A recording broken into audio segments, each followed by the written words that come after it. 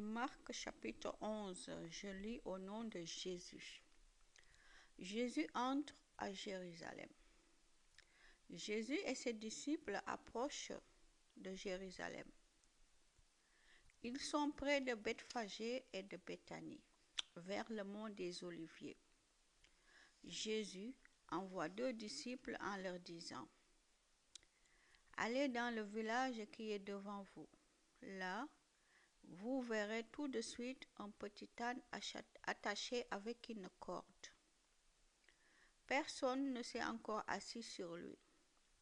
Détachez-le et amenez-le ici. Quelqu'un va peut-être vous demander: pourquoi est-ce que vous faites cela? Vous répondrez: le Seigneur en a besoin, mais il va le renvoyer ici tout de suite. Les disciples partent. Ils trouvent un petit âne dehors dans la rue, attaché à la porte d'une maison. Ils le détachent. Des gens sont là. Quelques-uns leur demandent: qu'est-ce que vous faites? Pourquoi est-ce que vous détachez ce petit âne? Les disciples répondent ce que Jésus a dit et on les laisse partir.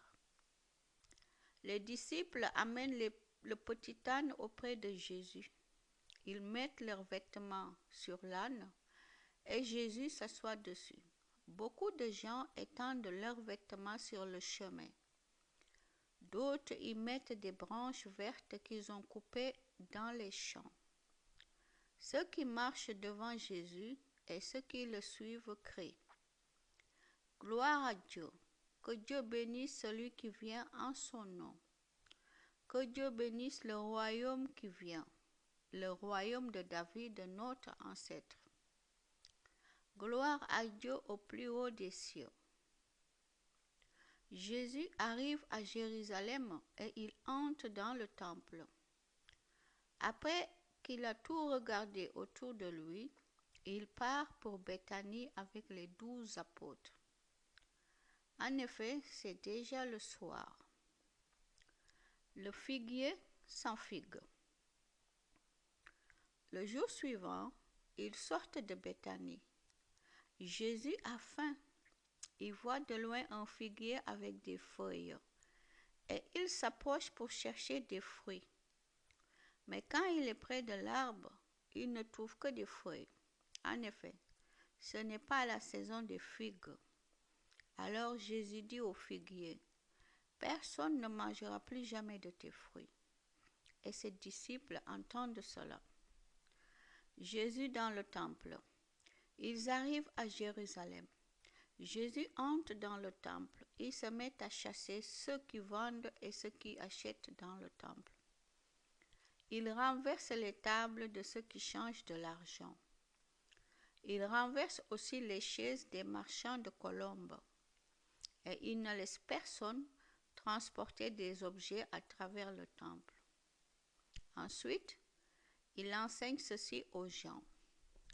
Dans les livres saints, Dieu a dit: On appellera ma maison, maison de prière pour tous les peuples. Et Jésus ajoute: Mais vous en avez fait un abri pour les voleurs. Les chefs des prêtres et les maîtres de la loi apprennent ce qui se passe. Ils cherchent comment faire mourir Jésus.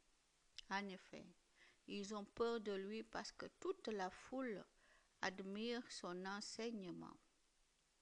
Quand le soir arrive, Jésus et ses disciples sortent de la ville. La foi et la prière.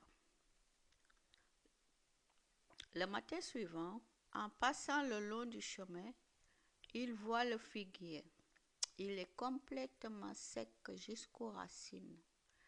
Pierre se souvient de ce qui s'est passé et il dit à Jésus: Maître, regarde, tu as jeté une malédiction au figuier.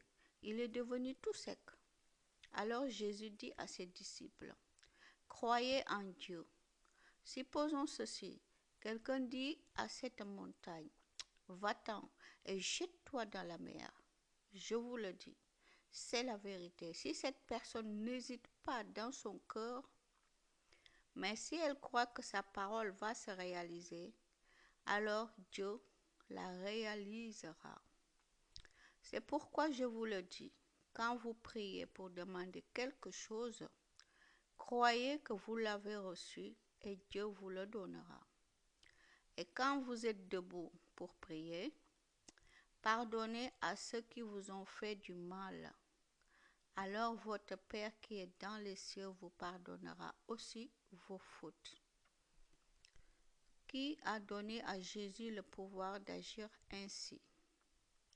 De nouveau, Jésus et ses disciples entrent dans Jérusalem. Pendant que Jésus marche dans le temple, les chefs des prêtres, les maîtres de la loi et les anciens s'approchent de lui. Ils lui demandent: de quel droit est-ce que tu fais ces choses? Qui t'a donné le pouvoir de les faire? Jésus leur dit: je vais vous poser une seule question. Répondez-moi. Ensuite, je vous dirai de quel droit je fais ces choses. Qui a envoyé Jean baptiser? Est-ce que c'est Dieu ou les hommes? Ils discutent entre eux et se disent: si nous répondons c'est Dieu, Jésus va nous dire: vous n'avez pas cru ce que Jean disait. Pourquoi donc? Mais si nous répondons ce sont les hommes, alors ils ont peur de la foule. En effet, tout le monde pense que Jean était vraiment un prophète. C'est pourquoi ils répondent à Jésus: nous ne savons pas. Et Jésus leur dit: moi non plus, je ne vous dis pas de quel droit je fais ces choses. Amen.